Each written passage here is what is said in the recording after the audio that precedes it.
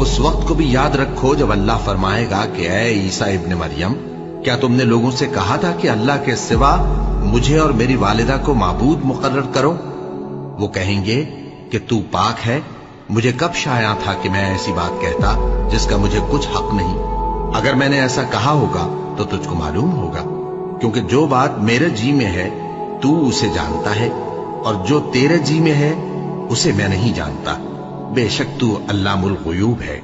मैंने इनसे कुछ नहीं कहा बजुज़ उसके जिसका तूने मुझे हुक्म दिया, वो ये कि तुम अल्लाह की इबादत करो जो मेरा और तुम्हारा सबका परवरदिगार है।